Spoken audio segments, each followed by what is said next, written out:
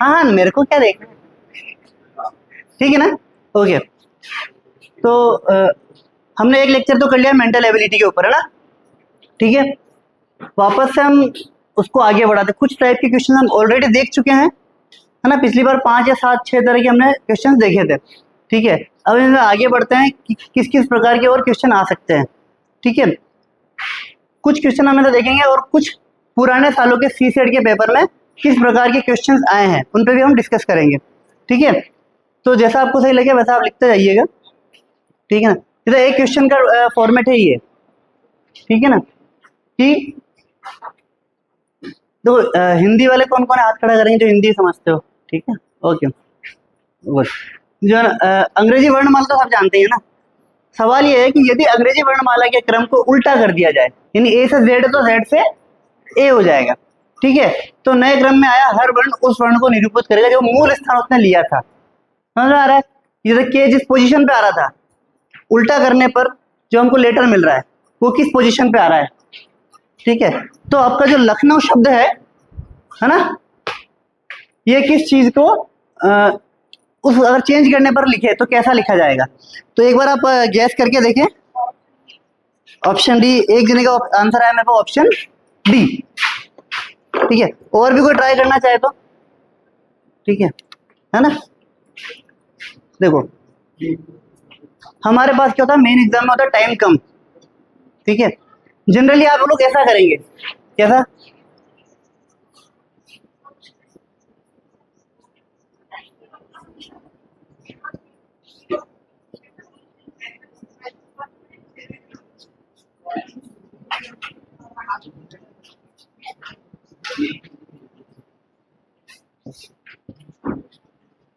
ठीक है।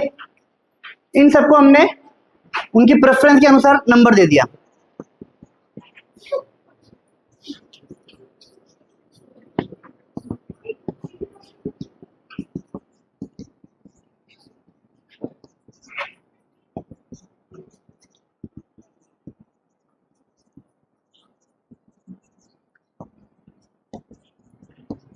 ओके, ये तो होता लेंथी तरीका पूरा का पूरा, अगर हम उसको पूरे तरीके से पूरा धागा खोले उसका तो, ठीक है ना।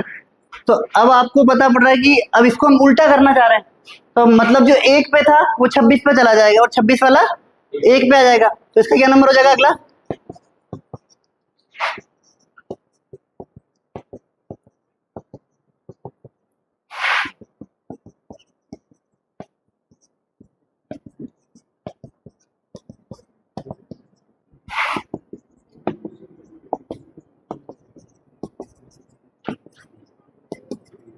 और 26, ठीक है। ये एकदम इसकी पोजीशन हमने उल्टी कर दी, उसने यही क्वेश्चन में कहा है ना। अच्छा, ऐसा कोई जो क्वेश्चन की लैंग्वेज समझ में नहीं आ रही हो, क्वेश्चन की लैंग्वेज सबको समझ में आ गई ना, ठीक है।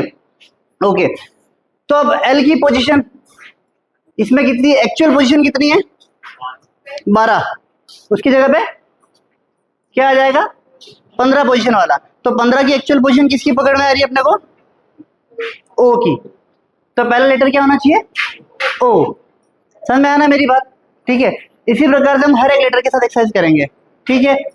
यू, यू कौन सी पोजीशन पे दिख रहा है आपको, एक्चुअल पोजीशन 21 है, हम कहा जाएंगे 6 पे। 6 वाली पोजीशन किसकी बन रही है, एफ की। तो शुरू के 2 ऑप्शन तो एलिमिनेट हो गए, है ना। लास्ट के 2 ऑप्शन में से एक आंसर बनने वाला है। हम अगर एग्जाम पर्सपेक्टिव से सोचें, ये तो पूरा तरीका हो गया, समझ में आ गया होगा आपको। एग्जाम का अगर पर्सपेक्टिव समझें तो हम क्या कहेंगे कि यार इन दोनों में से भी आप देखो तो x कॉमन है, p कॉमन है, m कॉमन है, l कॉमन है, e और d का लास्ट पोजीशन देख लेना, हम सारा क्यों मैच करें। इसी प्रकार अगर हम चारों में एलिमिनेट करने पे आए तो सबसे पहले सेकंड पोजीशन को पकड़ना चाहिए, बाकी क्योंकि सबकी ओ से स्टार्ट है, सेकंड पोजीशन चेंज है, लास्ट पोजीशन चेंज है, तो केवल 2 लेटर पे वर्क करके भी हम इसको सॉल्व कर सकते हैं, क्यों पूरा करें, ठीक है। तो लास्ट पोजीशन इसकी क्या दिख रही है, डी या ई में से ई एक दिख रही है, इसकी लास्ट डब्ल्यू है, डब्ल्यू 23 पे 4 पे कौन सा आ रहा है हमारे पास, डी। तो ऑप्शन कौन सा करेक्ट हो जाएगा, डी। समझ में आया ना कैसे आ रहा है, ठीक है। आगे बढ़ सकते हैं, ओके। ये आपके लिए नेक्स्ट क्वेश्चन है, ठीक है। लिए 2 मिनट लीजिए, समझिए।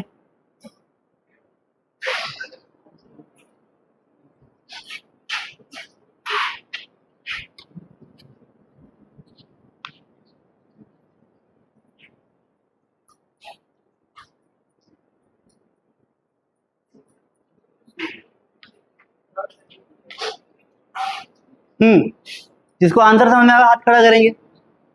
एक बंदा, हाँ, और 2। क्या आंसर है? 149 तुम्हारा।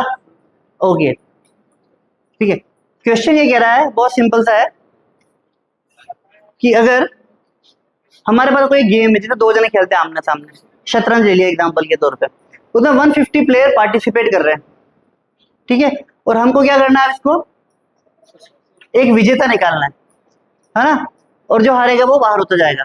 तो गेम कितने होने चाहिए? क्वेश्चन सिंपल ही है, ठीक है।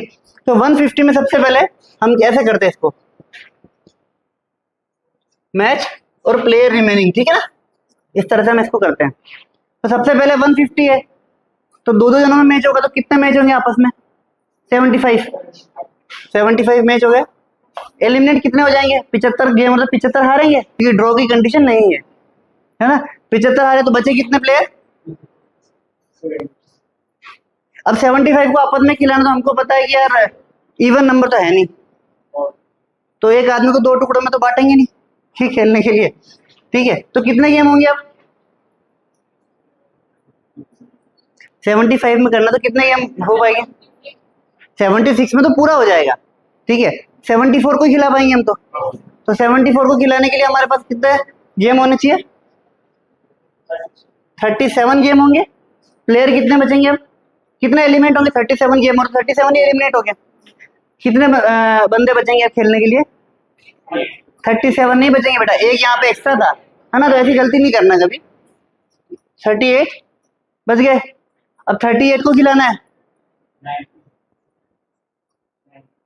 19 गेम होंगे, 19 प्लेयर एलिमिनेट हो जाएंगे, 19 रिमेनिंग, ठीक है।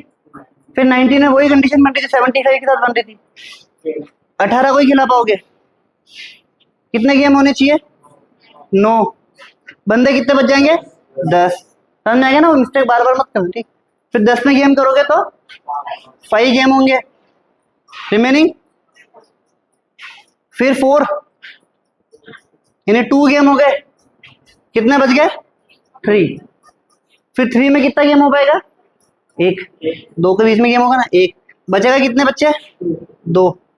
फिर 1 गेम और 1 विनर, ठीक है।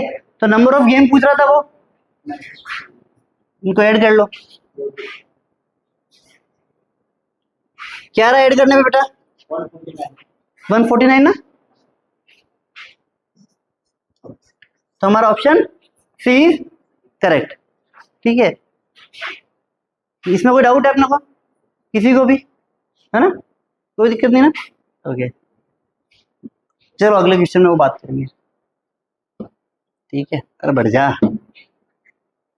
ओके, ठीक है, देखेंगे इसको और ट्राई कीजिएगा। ये आपकी 2019 यूपीएससी का क्वेश्चन है, सी सेट का।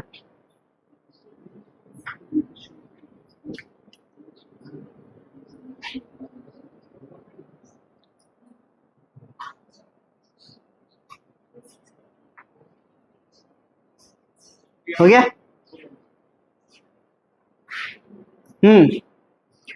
देखो, मैथ्स के विद्यार्थियों को थोड़ा सा एडवांटेज होता है चीजें समझने में, रीजनिंग को, है ना। तो आप में तो कौन कौन बीएससी मैथ्स के विद्यार्थी हैं? हाथ खड़ा करेंगे। 1 2, चलो वेरी गुड।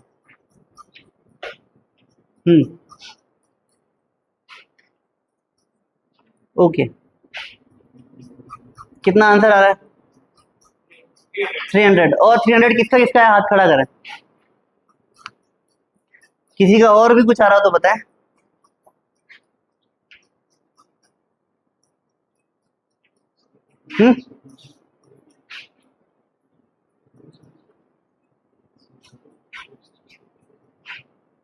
ओके, अब या तो तुम ऐसे करो, 1 से लेके 1000 तक अंक लिखो, 5 5 5 कहाँ आ रहा है, तो आधा घंटा तो तुम्हारा इसमें उड़ गया। हमको करना तो 1 मिनट में था, है ना। तो क्या ट्रिक्स, हर सवाल को लेके कुछ ना कुछ लॉजिक है पीछे, कोई रीजन है ना कैसा करना चाहिए, अगर सवाल दिया हुआ है। और ऐसा सवाल कंटिन्यूस 3-4 साल से जितना भी सी सेट हो रहा है, हर बार एक सवाल आ रहा है, कभी 1 से लेके पूछ लेगा, कभी 200 से 300 पूछ लेगा, कभी 1 से 100 पूछ लेगा, है ना। 10 सवाल बनता ही है, वो 7 पूछ सकता है, ठीक है। तो हम इसको समझने के लिए देखते हैं। अच्छा, इकाई दहाई सैकड़ों तो सब जानते ही हो ना, ठीक है। तो सबसे पहले अगर मैं 1 से लेके 10 तक की बात करूं,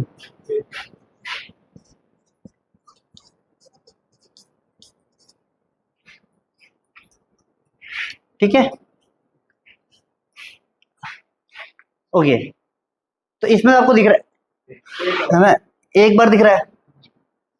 1 से लेके अगर 100 तक की बात करूं मैं, तो 5 कब कब आ सकता है, समझिएगा बेटा। 15, 25, 35, 45, 55, 65, 75, 85, 95, ठीक है ना। अभी रुको तो सही, मैं बता रहा हूं ना बच्चा, भागते क्यों। अगर मैं 5 कितनी बार, अच्छा इन्होंने चलो वो बोल ही दिया तो अपन उसको भी लिख ही लेते हैं ना। ये चाह रहे थे इस सीरीज को भी 50, 51, 52, 53, 54, 55, 56, 58, 59। मेरा सवाल क्या था, 5 कितनी बार आ रहा है। तो जब मैं इकाई के अंक की बात कर रहा था, ठीक है ना, इसमें 05 भी डाल दो, ठीक है। तो ये लाइन से हमको कोई मतलब ही नहीं अब, ठीक है, वो एक इसमें आ गया। जब मैं इकाई के अंक की बात कर रहा हूं, तो मेरे पास ये कितने अंक ऐसे 10, है ना,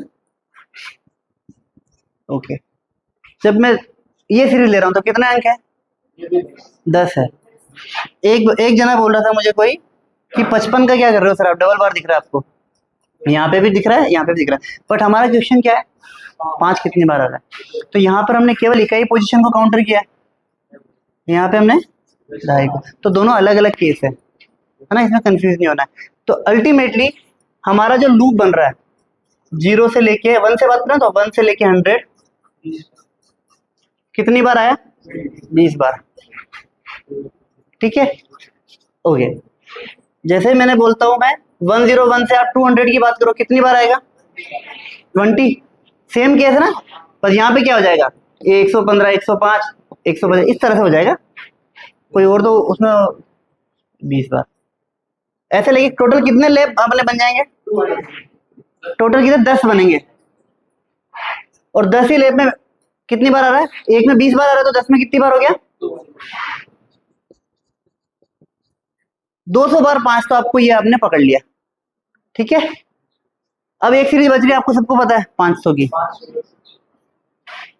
तो 500 1 से स्टार्ट करेंगे 599 तक, कितनी बार आएगा, ओके, 100 टाइम्स, और 300 इसका आंसर हो जाएगा। बहुत बार क्या आपके दिमाग में डाउट होता है कि यार 57 से लेके 70 तक कितने अंक है।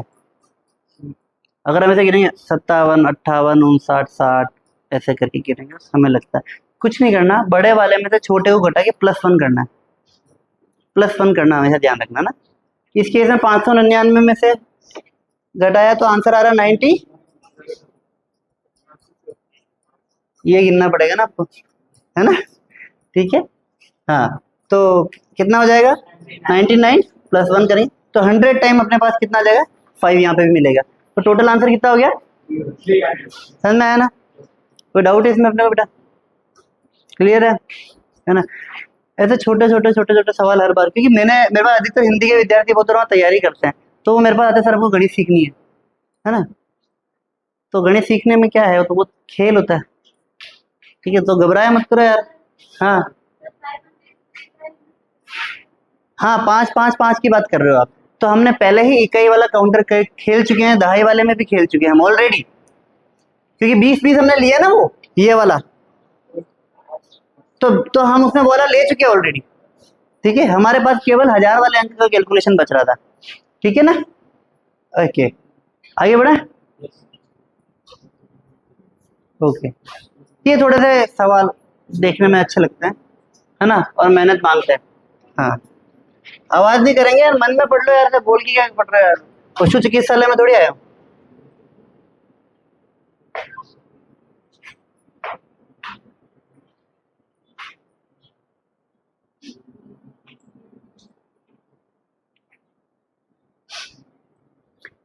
ये भी 2019 यूपीएससी का सी सेट का एग्जाम है। और जो लोग एसएससी आरपीएससी वगैरह सब में इस प्रकार के क्वेश्चन आते हैं बेटा, हर एग्जाम में आते हैं, है ना।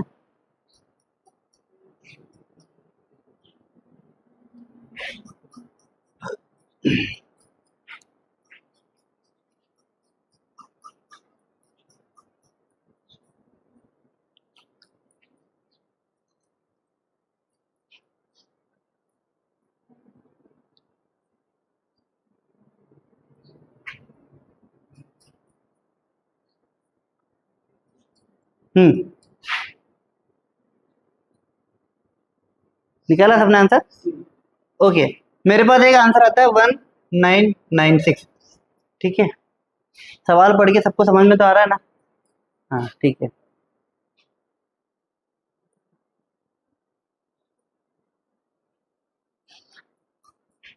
ऐसा है, जो सवाल तो समझ में आ गया पर हल कैसे करना है, सॉल्व कैसे करना, वो समझ में नहीं आ रहा है। ऐसे कौन कौन है? हाँ हाँ, वेरी ठीक है। देखो, दो तरीके से होता है सवाल ये। ठीक है, इस तरह के सवालों में हमेशा ध्यान रखना। हाँ जा बेटा, कि या तो इसमें मैथ लगा लो या रीजनिंग लगा लो, दोनों अलग अलग चीज होती है ना मतलब। ठीक है, तो मैथमेटिक्स की अगर दृष्टि से हम बात करते हैं अगर, है ना, तो इसको चलो पहले मैथ से करते हैं ना। ठीक है, कि वर्ष 2002 में मीनू की उम्र मीरा की उम्र से 1/3 थी। ठीक है, तो पहले अपन 2002 को पकड़ते हैं। ठीक है, तो इसमें अपने को पता पड़ रहा है कि जो मीनू की जो उम्र है उसको हम क्या मान लेते हैं?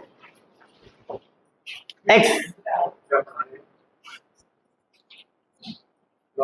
हाँ जी sir. Yes sir, yes sir.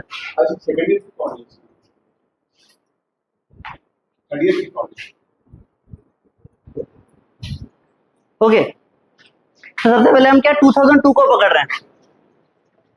ठीक है, इसमें पहले मैथ से करते हैं फिर दूसरे मेथड से करेंगे। तो मीनू की अगर एज मैंने एक्स मान ली, बहुत बार यहाँ पे एक्स वाई जेड अल्फाबेटिक जैसे मैथमेटिक्स में घुसती है, कई लोगों के तार हिल जाते हैं ना कि यार गणित अंकों तक ही ठीक है, अल्फाबेट में घुसा हो इसमें। ठीक है, तो मीरा की एज कितनी हो जाएगी बेटा? 3x। 3 टाइम है ना उसकी, है कि नहीं? अगर 10 है तो उसकी 30 है। ठीक है, ओके। फिर सवाल आगे क्या बोल रहा है आपको कि जब 2010 आता है तब मीनू की उम्र मीरा की उम्र की आधी रह जाती है नहीं? 2010 पे अगर हम आए तो कितने साल, 8 ईयर हम आगे आगे। ओके, तो 8 साल बाद मीनू की उम्र कितनी हो जाएगी? x+8। ठीक है, और ये इसकी कितनी हो जाएगी? 3x+8। और क्वेश्चन क्या कह रहा है? इस कंडीशन में इसकी उम्र कितनी है? उसकी हाफ है, यानी कि x+8 जो होगा वो बराबर होना चाहिए 3x+8/2, है ना? हमको ठीक है ना, हमको एक मैथमेटिकल इक्वेशन मिल गई। ठीक है, अगर हम इसको सॉल्व करते हैं, सॉल्व करना तो आता है ना बेटा इक्वेशन थोड़ा बहुत, तो ये 2 से मल्टीप्लाई होगा तो 2x+16 एंड 3x+8। x की वैल्यू क्या निकल के आएगी? तो x बराबर 8 आ जाएगा ना। इधर तो ट्रांसफर करके 10वीं से पहले सबकी गणित होती है, इतना तो जानते हैं हम लोग, है ना। x बराबर 8 सबके आ गया ना। ठीक है, यानी x की वैल्यू मुझे 8 मिल गई। अब सवाल आगे क्या बोल रहा है मेरे को? मीनू के जन्म का वर्ष है। ठीक है, जन्म का वर्ष निकालना है। तो x किसकी एज मानी थी? मीनू की। 2002 में मीनू कितना साल की है? और आदमी पैदा तो जब कितने साल का होता है? 0 साल का होता है ना। तो इसमें से कितना घटाएंगे? 8 साल, 8 साल पहले कितना हो जाएगा ये? 1994। तो समझ में आ गया फिर कहाँ गलत था तो, है ना। तो यानी इसका आंसर है बी कि 1994 में उसका जन्म वर्ष था। एक तरीका तो होता ही है ये मैथमेटिक्स। हमें एग्जाम में बहुत सारे क्वेश्चन ऐसे मिलेंगे जिसमें अपन hit and trial method use करेंगे। ठीक है, हम ऑप्शन में से आंसर पिक करने की कोशिश करेंगे कि कौन सा सूट करता है उसको, कौन सा। ठीक है, इसको मैं रफ कर सकता हूँ ना। तो जब ऑप्शन में से जब आंसर निकालने की कोशिश करो तो उसका भी एक मेथड होता है। हमको 4 ऑप्शन तो कितने बार सॉल्व करना पड़ेगा? बहुत ही बढ़िया, 3 बार। अगर 3 बार करो तो चौथा ऑटोमेटिक ही सही है ना। इतना हम थोड़ा सा स्मार्ट वे में खेलेंगे। सबसे पहले आते हैं 1992 पे। ठीक है, मान लिया उसका जन्म वर्ष 1992 है। ठीक है, तो 2002 में वो कितने साल की हो जाएगी? अगर 1992 में अगर कोई पैदा हो रहा है तो 10 ईयर। ठीक है, और 2002 में वो 10 की है और मीरा कितने साल की हो जाएगी? 3 गुना यानी 30 साल। फिर 8 साल का जंप आता है, ये तो हो जाएगी 18 की, तो ये कितने की होगी? हाँ, यूं तो नहीं, ये ज्यादा बढ़ जाएगी, 8 साल 8 ही बढ़ेगी ना, 38 की। तो क्या 30 और 18 में अगर अपन कोई भी रिलेशन फाइंड करते हैं तो 1/3 तो नहीं है उसका। कितना बोल रहा है? 1/2 बोल रहा है ना, नहीं है ना, उसके लिए उसको 19 का होना पड़ता। तो यानी ये ऑप्शन एलिमिनेट। अगले ऑप्शन पे जंप करेंगे आप तो 1994 था, तो इस केस में 2002 में कितना साल की होगी वो? 8, वो डबल कर लो तो 3 गुना कर लो तो 24। फिर 8 साल बाद ये हो जाएगी 16 की, ये कितने की हो जाएगी? 32 की। तो एग्जैक्ट हाफ है ना, तो हमारा ये ऑप्शन, इसमें तो मैथ नहीं चाहिए थी हमको। समझ में आया ना? कभी भी ऑप्शन में से आंसर उठाना हो तो, और 3 ही हल करता है ना, तो 4 ही हल मत कर जाए। सही आएगा बात भी तो नहीं, 96 को और 98 में भी हल कर जाए। हाँ, ये बोले सही आ गया तो भी क्या हो, देखो तो सही उस समय क्या कंडीशन बन रही है। ऐसा समय नहीं फालतू खर्च करना। ठीक है बेटा, ओके। एक और है पीएससी का, है ना, इस तरह के एज वाले क्वेश्चन काफी देखने को मिलेंगे आपको।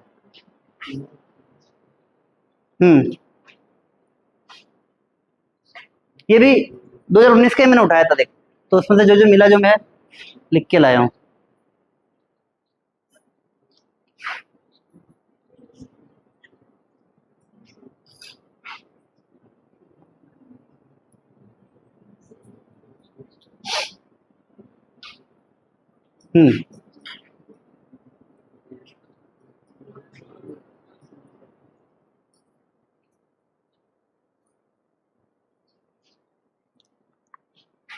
हुआ, हो गया।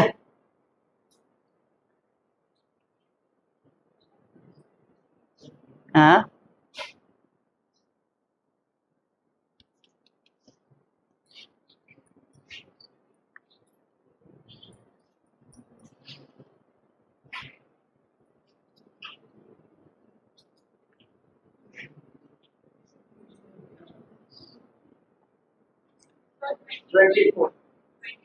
ट्वेंटी थ्री 24, हाँ, मतलब अभी क्लियरिटी नहीं है आंसर में।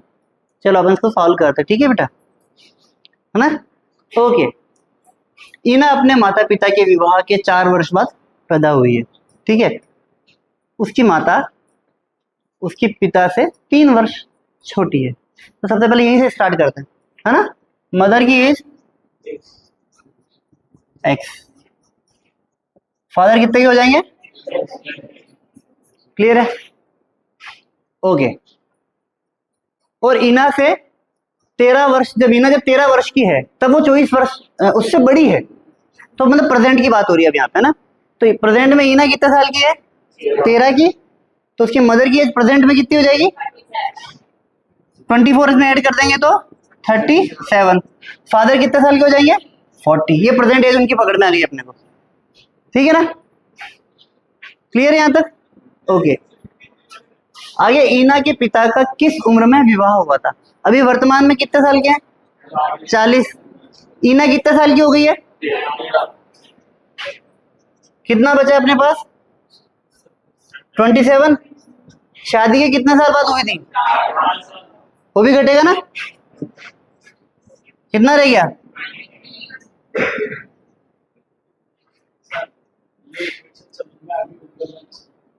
ये समझ में नहीं आई?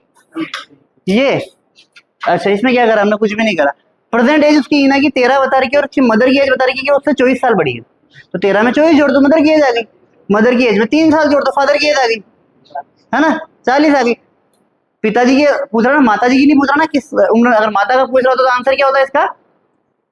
3 साल वो छोटे है ना, तो 20 साल की जब होती तब था। समझ में आ गया ना?